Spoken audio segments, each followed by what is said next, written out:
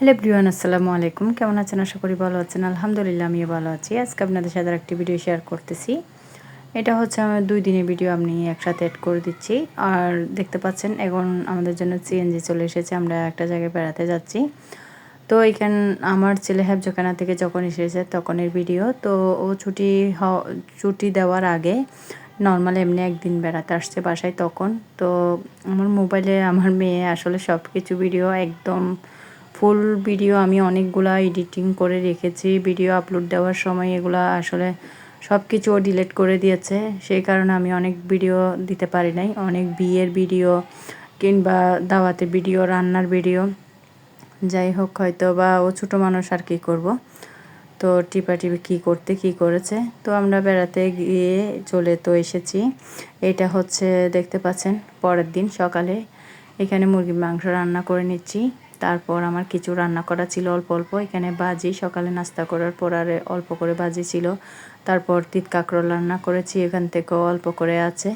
তো আমি আজকে ভাবলাম এগুলা যেহেতু আছে আর এখানে শসাও রান্না করা আছে, তো এগুলা হচ্ছে রাতে খাবো। এখন দুপুরে ইচ্ছা করতেছে খিচুড়ি রান্না করব, ডিম করব। তো সেজন্য আমি খিচুড়ি রান্না করব। আর বাহিরে তো একটু মেঘলা হয়ে আছে, বৃষ্টি পড়বে এরকমের মধ্যে। তো আমি এখন খিচুড়িটা প্রায় রান্না করা হয়ে গিয়েছে। এখন এটা চুলার আঁচ একদম কমিয়ে বসে রাখবো। তারপর এটাই রান্না শেষ। এরপরে হচ্ছে এর আগে আমি খিচুড়ি রান্না করার আগে ডিমটাও রান্না করে নিয়েছি, দেখতে পাচ্ছেন। তো ডিমটা রান্না করা হয়ে গিয়েছে। আর গাছের থেকে একটা বেগুন এনেছি।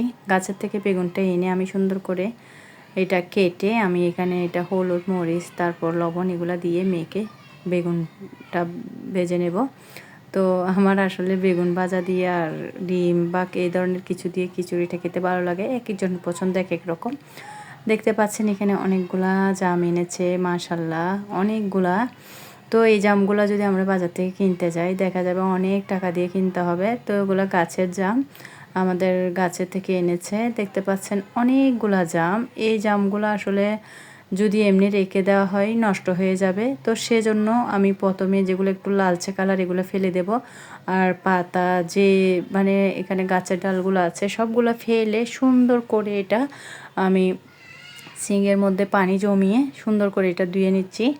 তো দেখতে পাচ্ছেন সুন্দর করে ধোয়ার পর আমি দুইটা এখানে সুন্দর করে পানি জড়িয়ে রেখেছি। এতে করে জামগুলা অনেকক্ষণ থাকবে ফ্রিজে রাখা ছাড়াও।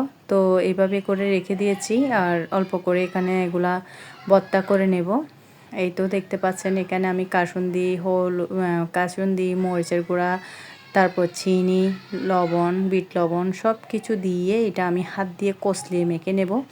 এরকম করে করার কারণ হচ্ছে যদি দেখা যায় এমনি একটু জেকে করা হয় ভিতরের দিকে টকটা থেকে যায়। তো আমি চিনির পরিমাণটা একটু বেশি করে দিয়েছি, এতে করে টকটা মানে না লাগে। আর টক যদি লাগে আসলে দেখা যায় ভাত খাওয়ার আগে যদি কোনো টক জাতীয় কিছু খাওয়া হয় ভাত খেতে কীরকম জানি লাগে আসলে দাঁতের মধ্যে পড়লে। তো আমি এখন ভর্তাটা সুন্দর করে মেখে কষলিয়ে এটা ভর্তাটা করে নেব। রান্নাটা তো করা হয়ে গিয়েছে। তো এদিকে আমি ভর্তাটাও করে নিচ্ছি। এই তো দেখতে পাচ্ছেন। আর এটা সাথে সাথে খেলেই ভালো লাগে। আর দেখা যায় কাসুন্দি দিয়ে কোনো কিছু এটা পরে খেলে আমার তেমন একটা ভালো লাগে না, খাবারের স্বাদটা কেমন জানি চেঞ্জ হয়ে যায়। তো আমি এগুলো ভালো করে মিক্স করে নিচ্ছি।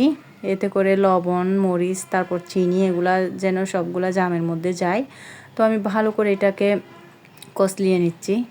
এই তো। আর বাচ্চারা যেহেতু খায় না এই জিনিসগুলো আরও নষ্ট হয়ে যায়। তো বাচ্চারা খেতে চায় না, ওরা খায় ফ্রুটসের মধ্যে লিচু আর আম, জামটা খেতে চায় না।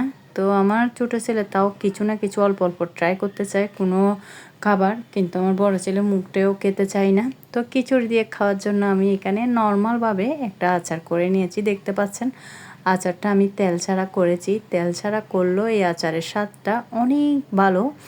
তো আমি খেয়ে দেখলাম, দেখতে পাচ্ছেন এখানে অল্প অল্প করে খেতে খেতে অল্প খাওয়া হয়ে গিয়েছে। এই আচারটা বাদ দিয়ে খেতে অনেক মজা হয়েছে। আর এটা হচ্ছে বিকেল টাইমে আম কেটে নিয়েছি। তো বাচ্চারা আমটা পছন্দ করে। আবার দেখা যায় মাঝে মধ্যে হঠাৎ করে যদি বলি আম খাবে, বলে যে খাবে না। আবার ওদের যখন ইচ্ছা করে বলে তখন আবার কেটে দিই। তো আমটা দেখতে পাচ্ছেন এটা হচ্ছে আমাদের গাছের আম। তো জাম আর আম একসাথেই এনেছে। তো যেগুলো একটু পাকনা হয়েছে সেগুলো কেটে নিয়েছি।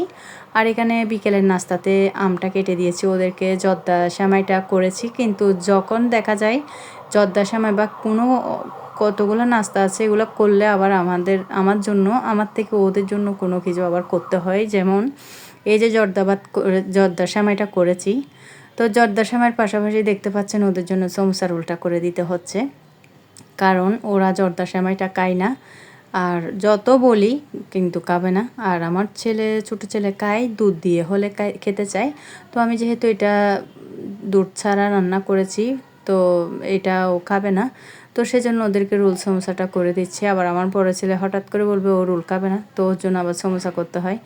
আসলে জিনিসটা সেম, তারপরও ও যেটাই পছন্দ করে। তো ওদের জন্য দেখতে পাচ্ছেন এখানে রোল ভেজে নিচ্ছি, দুধটা জাল করে নিচ্ছি। এটা হচ্ছে আমাদের বিকেলের নাস্তা। আমার ভিডিও আছে এই পর্যন্ত। আল্লাহ হাফেজ, আসসালামু আলাইকুম।